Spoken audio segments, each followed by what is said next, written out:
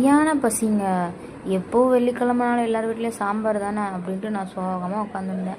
அப்புறம் சரி கடுப்பாக இருக்கு அப்படின்ட்டு யூடியூப் பார்த்தா நம்ம சுச்சுவேஷனை புரிஞ்ச அந்த யூடியூப்காரன் ஒரே ரைஸ் வீடியோவாக போடுறான்.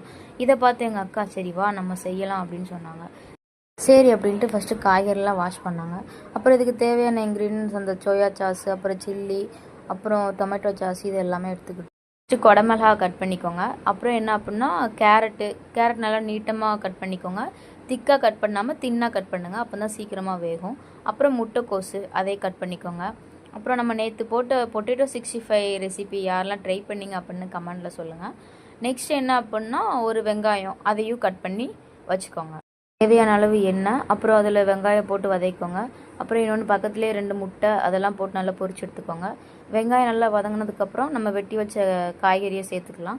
சேர்த்து நல்லா வதங்கட்டும். வதங்குறதுக்கு தேவையான அளவு உப்பு போட்டு நல்லா வதக்கிக்கோங்க. அதுக்கப்புறம் என்ன அப்படின்னா சோயா சாஸு, அப்புறம் சில்லி சாஸு, அப்புறம் டொமேட்டோ சாஸு இது எல்லாமே நல்லா மிக்ஸ் பண்ணிக்கோங்க. நல்லா மிக்ஸ் பண்ணிவிட்டு அப்புறமா ரைஸ் சேர்த்துக்கோங்க. எங்ககிட்ட வந்து ரைஸுக்குள்ளே ரைஸ் இல்லை, நார்மல் ரைஸாக இருந்துச்சு. ஸோ அதை நாங்கள் போட்டோம்.